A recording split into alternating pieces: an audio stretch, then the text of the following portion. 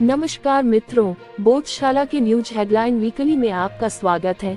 देखते हैं इस सप्ताह की कुछ प्रमुख खबरें। भारतीय प्रधानमंत्री श्री नरेंद्र मोदी ने संयुक्त अरब अमीरात की अपनी 1 दिवसीय आधिकारिक यात्रा की। आबू धाबी में उन्हें वहां के राष्ट्रपति शेख मोहम्मद बिन जायद अल नहयान ने रिसीव किया। यहां दोनों देशों के मध्य निम्नलिखित समझौते हुए। दोनों देश सीमा पार व्यापार में स्थानीय करेंसी का प्रयोग करेंगे। उल्लेखनीय है कि संयुक्त अरब अमीरात की करेंसी दिरहम, जबकि भारत की करेंसी रुपया है। द्विपक्षीय व्यापार को 100 अरब डॉलर तक पहुंचाना वर्तमान में 85 अरब डॉलर है। आबू धाबी में IIT दिल्ली द्वारा अपना पहला कैंपस खोलेगा। उल्लेखनीय है कि कुछ दिन पूर्व IIT मद्रास द्वारा जंजीबार तंजानिया में अपने कैंपस की स्थापना हेतु समझौता किया गया है। विंबलडन 2023 महिला टेनिस टूर्नामेंट का खिताब चेक रिपब्लिक की गैर वरीयता प्राप्त मार्केटा वानरूसोवा ने 6वीं वरीयता प्राप्त ट्यूनीशिया की ओंस जुबेर को हराकर जीता। यह पहला अवसर है जब किसी गैर वरीयता प्राप्त महिला खिलाड़ी ने इस खिताब को जीता। संयुक्त अरब अमीरात फाइनेंशियल एक्शन टास्क फोर्स के एशियाई प्रशांत मनी लॉन्ड्रिंग पर पर्यवेक्षक का दर्जा पाने वाला पहला देश बना। 15 जुलाई को प्रतिवर्ष विश्व युवा कौशल दिवस के रूप में मनाया जाता है। 2023 में इसकी थीम परिवर्तनकारी भविष्य के लिए शिक्षकों, प्रशिक्षकों और युवाओं को कुशल बनाना है। उल्लेखनीय है कि इसकी घोषणा संयुक्त राष्ट्र द्वारा 2014 में की थी। विंबलडन 2023 पुरुष टेनिस टूर्नामेंट में स्पेन के 20 वर्षीय कार्लोस अल्कारेज ने सर्बिया के महान खिलाड़ी नोवाक जोकोविच को हराकर पहली बार इस खिताब को जीता। हालांकि यह उनका दूसरा ग्रैंड स्लैम टाइटल है।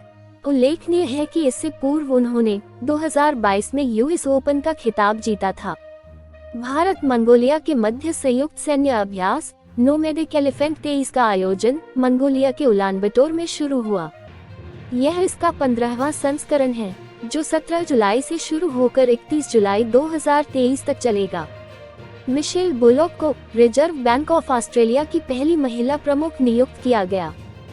जकार्ता में आयोजित 56वीं आसियान विदेश मंत्रियों की बैठक के अवसर पर सऊदी अरब आधिकारिक तौर पर मित्रता और सहयोग संधि में शामिल होने वाला 51वां देश बना। 2022 में 50वें देश के रूप में इसमें यूक्रेन सम्मिलित हुआ था। उल्लेखनीय है कि 1976 में आसियान के पहले शिखर सम्मेलन में TAC पर सहमति बनी और सदस्यों ने इस पर हस्ताक्षर किए। इसमें 1989 में पहली बार कोई गैर आसियान देश पापुआ न्यू गिनी सम्मिलित हुआ। ओमान की खाड़ी में चीन, रूस एवं ईरान द्वारा सुरक्षा बॉन्ड 2023 नामक 5 दिवसीय नौसैनिक अभ्यास शुरू हुआ। रूस ने ब्लैक सी ग्रेन डील को समाप्त कर दिया है, अर्थात 17 जुलाई 2023 को समाप्त हुई इस डील को आगे नहीं बढ़ाया है। उल्लेखनीय है कि 22 जुलाई 2022 को तुर्की के इस्तांबुल में रूस, यूक्रेन, तुर्की एवं संयुक्त राष्ट्र के मध्य इस डील पर हस्ताक्षर किए गए। इसमें यूक्रेन रूस के ग्रेन एक्सपोर्ट को ब्लैक सी से जाने की अनुमति दी गई थी। हेनले एंड पार्टनर्स संगठन द्वारा हेनले पासपोर्ट इंडेक्स 2023 जारी किया गया। इसके अनुसार पहले स्थान पर सिंगापुर, दूसरे स्थान पर जर्मनी, इटली एवं स्पेन तथा तीसरे स्थान पर जापान रहा है। उल्लेखनीय है कि जापान पिछले 5 वर्षों से पहले स्थान पर था। भारत 80वें स्थान पर रहा, जो पिछले वर्ष 87वें स्थान पर था। सबसे अंतिम पायदान पर अफगानिस्तान, इराक एवं सीरिया रहे। उल्लेखनीय है कि हेनले संगठन वर्ष में 2 बार जनवरी एवं जुलाई में यह रिपोर्ट जारी करता है। ब्रिटेन की लीड्स यूनिवर्सिटी में रोबोटिक्स विभाग में प्रोफेसर पीट्रो वाल्डास्ट्री ने 20 अलग अलग नैनो रोबोट तैयार किए हैं। इनमें कैमरे, सेंसर, रेडियो ट्रांसमीटर एवं रिसीवर लगे हैं, जिससे सर्जन रोबोट को आदेश दे सकेंगे। यह रोबोट प्रति सेकंड शरीर का 150 बार चक्कर लगा सकेंगे। इनका चूहों पर परीक्षण सफल रहा है। अब जल्द ही मानव पर परीक्षण किया जाएगा। एरिजोना यूनिवर्सिटी के वैज्ञानिकों ने ह्यूमन बॉडी के थर्मल फंक्शन को समझने के लिए एंडी नामक रोबोट को डिजाइन किया है। रॉयल कैरिबियन इंटरनेशनल द्वारा दुनिया का सबसे बड़ा क्रूज शिप निर्मित किया जा रहा है, जिसे जनवरी 2024 में लॉन्च किया जाएगा। चीनी कंपनी लैंड स्पेस में विश्व का पहला मीथेन ईंधन वाला रॉकेट ZhuQ-2Y2 को लॉन्च किया। इसे द कोमेथलॉक्स के नाम से भी जाना जाता है। सोशल मीडिया प्लेटफॉर्म फेसबुक और इंस्टाग्राम की पेरेंट कंपनी मेटा और माइक्रोसॉफ्ट की साझेदारी से artificial intelligence language model Llama 2 launch किया। इसे अनुसंधान और वाणिज्यिक उद्देश्यों के लिए मुफ्त में उपयोग किया जा सकेगा। इसे कंपनी का next generation open source language model माना जा रहा है। यह ओपन आई के ChatGPT एवं गूगल के बार्ड नामक आई बोट को चुनौती देगा। 20 जुलाई से 20 अगस्त 2023 तक न्यूजीलैंड एवं ऑस्ट्रेलिया की मेजबानी में महिला फीफा विश्व कप का आयोजन किया जा रहा है। इसमें 32 टीमें भाग ले रही हैं। यह पहली बार है जब 2 देश मिलकर इसकी मेजबानी कर रहे हैं। इसका पहला संस्करण 1991 में हुआ। हाल ही में QS best student city ranking का 11वां संस्करण जारी किया गया। इसमें लगातार 5वें वर्ष लंदन शहर शीर्ष पर रहा। उसके बाद क्रमशः टोक्यो, सियोल, मेलबर्न एवं म्यूनिख रहे। भारत का कोई भी शहर शीर्ष 100 में सम्मिलित नहीं रहा। भारत में मुंबई 118वें स्थान के साथ सबसे बेहतरीन शहर रहा। इसका अफोर्डेबिलिटी रैंक 21 है। IIT मद्रास के प्रोफेसर थलपिल को ऊर्जा और पर्यावरण में वैज्ञानिक अनुसंधान के लिए एनी अवार्ड से सम्मानित किया गया। 2007 में स्थापित एनी अवार्ड 3 श्रेणियों यथा एनर्जी ट्रांजिशन, एनर्जी फ्रंटियर और एडवांस पर्यावरण समाधान में दिया जाता है। हाल ही में विवेक ठाकुर की अध्यक्षता वाली संसदीय स्थायी समिति चर्चा में रही। यह विवाह के लिए लड़कियों की उम्र बढ़ाने 18 से 21 वर्ष करने वाले बिल पर पिछले 2 साल से विचार कर रही है, लेकिन अभी तक इसने अपनी रिपोर्ट नहीं दी है। ज्ञातव्य है कि पूर्व में गठित जया जेटली समिति ने लड़कियों की विवाह की उम्र को 18 से 21 वर्ष करने की सिफारिश की थी। भारतीय कृषि अनुसंधान परिषद ने अपना 95वां स्थापना दिवस मनाया। ज्ञातव्य है कि ICAR की स्थापना 16 जुलाई 1929 को की गई।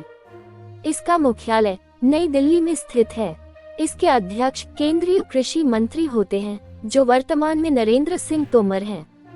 इसके वर्तमान निदेशक हिमांशु पाठक हैं।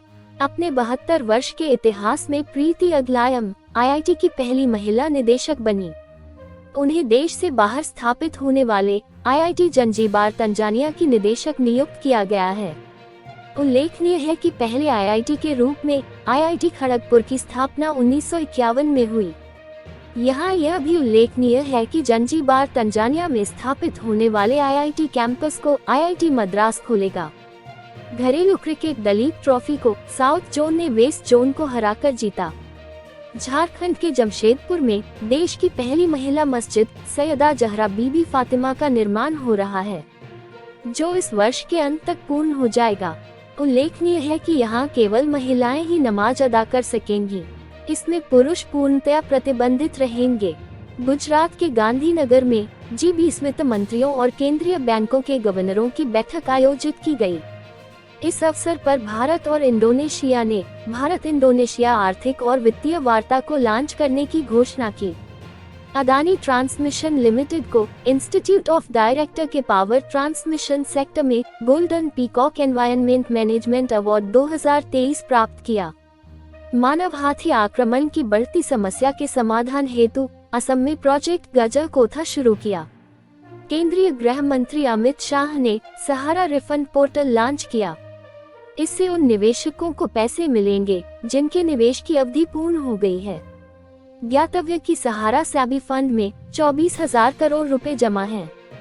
भारत की कांग्रेस सहित वर्तमान 26 विपक्षी पार्टियों के गठबंधन को इंडिया नाम दिया गया।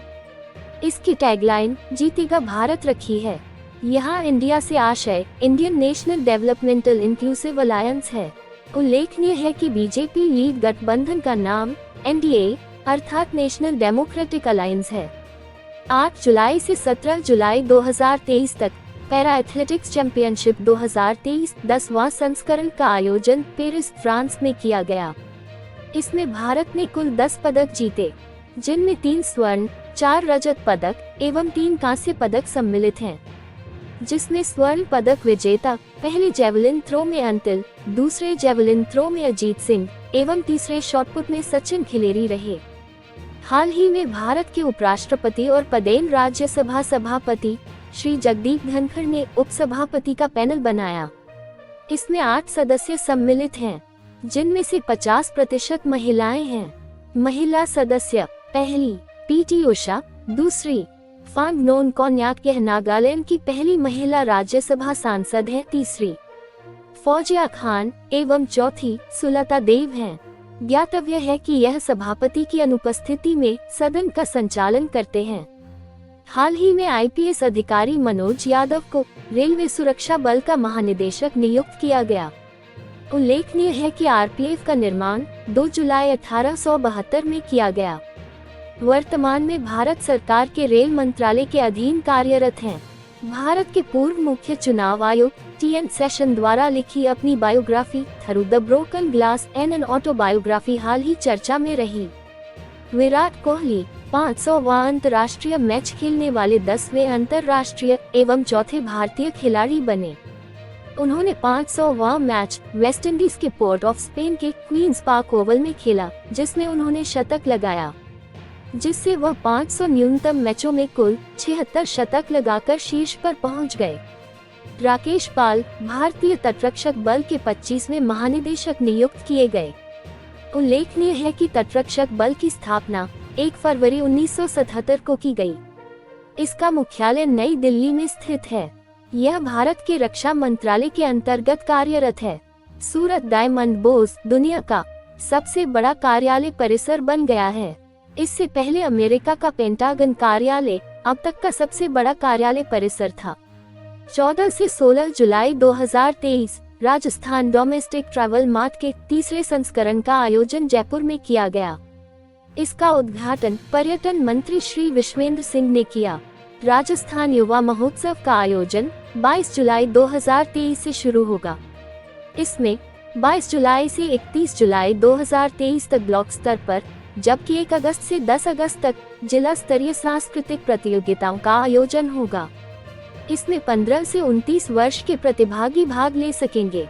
जयपुर के कलाकार मोहित जांगिड़ और उनके परिवार द्वारा तैयार की गई नक्काशीदार रॉयल वीणा को प्रधानमंत्री श्री नरेंद्र मोदी ने फ्रांस के राष्ट्रपति एमेनुएल मैक्रों को भेंट किया। चूरू और पाली जिले में स्पोर्ट्स स्कूल खोले जाने हेतु मुख्यमंत्री श्री अशोक गहलोत ने प्रति स्कूल 8.58.5 करोड़ अर्थात कुल 17 करोड़ रुपए की स्वीकृति प्रदान की। इनमें कक्षा 6 से पढ़ाई के साथ साथ खेल प्रशिक्षण प्राप्त किया जा सकेगा। ज्ञातव्य है कि इस संबंध में राज्य बजट 2023-24 में घोषणा की गई। सुनीता खोखर हाल ही चर्चा में रही। यह नागौर जिले की हैं। यह हाल ही में सफलतापूर्वक लॉन्च किए गए चंद्रयान 3 टीम का हिस्सा रही। वर्तमान में यह इसरो के अंतरिक्ष उपयोग केंद्र अहमदाबाद में कार्यरत हैं। राजस्थान विधानसभा के संचालित सत्र में 3 विधेयक पास किए गए। पहला, Mahatma Gandhi institute of governance and social sciences. दूसरा, राजीव गांधी फिनटेक डिजिटल संस्थान विधेयक एवं तीसरा, राजस्थान विश्वविद्यालय अध्यापक विधेयक है। कोटा की सुष्मिता चौधरी चंद्रयान 3 मिशन के लॉन्च व्हीकल ट्रैजेक्टरी की डिजाइन करने वाली टीम का हिस्सा रहने के कारण चर्चा में रही। आपराधिक और संगठित गिरोहों पर लगाम लगाने हेतु महाराष्ट्र के मकोका कानून की तर्ज पर राजस्थान विधानसभा में राकोका अर्थात Rajasthan control of organized crime act pass किया है। इसके साथ ही राजस्थान कारागार विधेयक भी पारित किया गया। इससे 96% जेलों में वीडियो कॉन्फ्रेंसिंग की सुविधा शुरू होगी। जयपुर स्थित शांति एवं अहिंसा निदेशालय के लिए राष्ट्रपिता महात्मा गांधी के सिद्धांतों के प्रचार प्रसार के लिए विभिन्न कार्यक्रमों के आयोजन हेतु मुख्यमंत्री श्री अशोक गहलोत द्वारा 5.31 करोड़ रुपए स्वीकृत किए गए। उल्लेखनीय है कि शांति एवं अहिंसा विभाग के गठन की घोषणा 1 अक्टूबर 2022 में की गई थी। जयपुर की नूर शेखावत को जयपुर नगर निगम ग्रेटर ने प्रदेश का पहला ट्रांसजेंडर बर्थ सर्टिफिकेट जारी किया। हाल ही में राजस्थान से राज्यसभा सांसद घनश्याम तिवारी को राज्यसभा में उपसभापति के पैनल में सम्मिलित किया गया। बूंदी स्थित रामगढ़ विषधारी में पहली बार किसी बाघिन ने 3 शावकों को जन्म दिया। उल्लेखनीय है कि इसे 2021 में प्रदेश के चौथे टाइगर रिजर्व के रूप में अधिसूचित किया गया। अन्य 3 टाइगर रिजर्व क्रमशः रणथंभौर, सवाई माधोपुर, सरिस्का अलवर एवं दर्रा कोटा में स्थित है। विधानसभा से राजस्थान मृतक शरीर सम्मान विधेयक 2023 पारित किया गया। इसके अनुसार यदि कोई शव रखकर विरोध प्रदर्शन करेगा तो उसे 2 से 5 वर्ष की सजा हो सकेगी। राजस्थान विधानसभा से न्यूनतम आय गारंटी विधेयक 2023 पारित किया गया। इसके तहत ग्रामीण तथा शहरी क्षेत्रों में पात्र परिवारों को 125 दिन का रोजगार उपलब्ध कराया जाएगा।